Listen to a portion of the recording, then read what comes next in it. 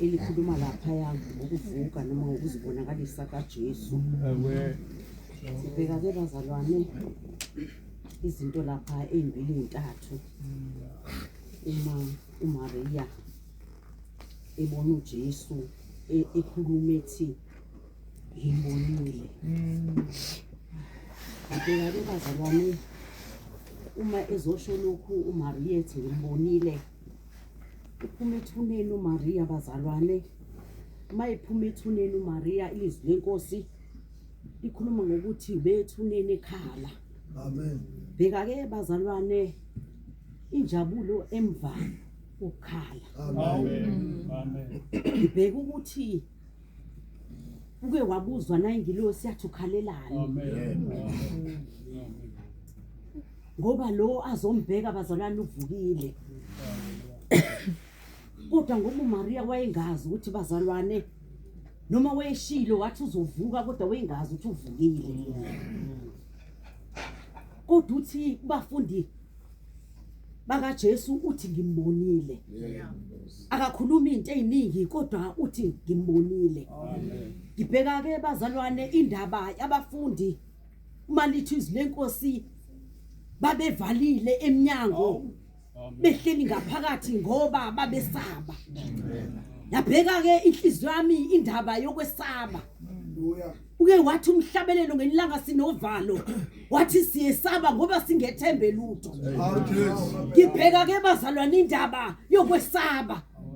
Ngabheka ukuthi uma lithi izwi lenkosi abafundi ababevalele endlini ngoba besaba, ngabheka ukuthi akona ukwesaba okwabesifazane kuphela namadoda ayafikelwa ukwesaba.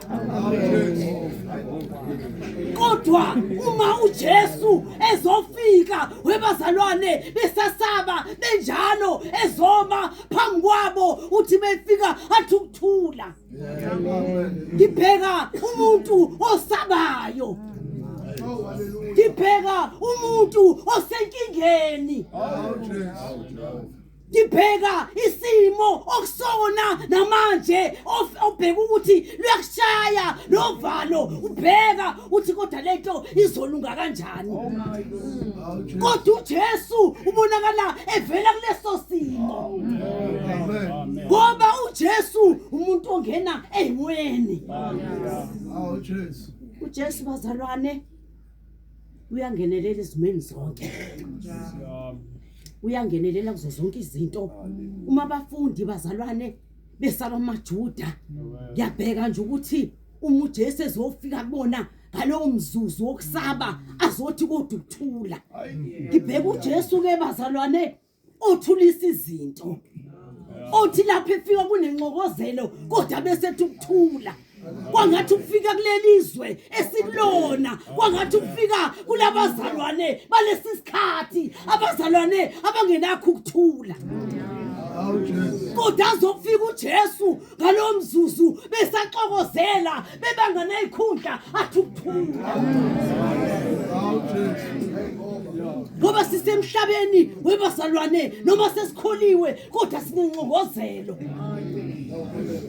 noma sesikholiwe webazalwane asinakho ukuthula ingakho uJesu efike ethi kubona ukuthula kwakukhona mhlambe ayingakukhuluma kodwa wabona ukuthi laba bantu badinga ukuthula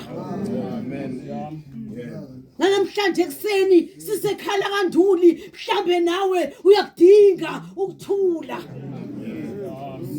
mhlawumbe uhleli khona nje unengcongozelo senhlizweni yakho nasempilweni yakho uqobo awunakuthula uhleli phansi nje kodwa ukuthula unakho kodwa uthi uJesu ukuthula engathi uNkulunkulu bengasisiza sikule nkonzo yakanduli sifumana ukuthula bese siyambona uNkulunkulu simbona uJesu maqedane bazalwane bese sithi uJesu mesefikile uzothulisa konke mayisefikile bazalwane uJesu uzoqeda ngisho ukwesaba ngoba abafundi babesaba nathi uqobo siyesaba bazalwane kuningi sikusaba emhlabeni kodwa uJesu uletha ukuthula amen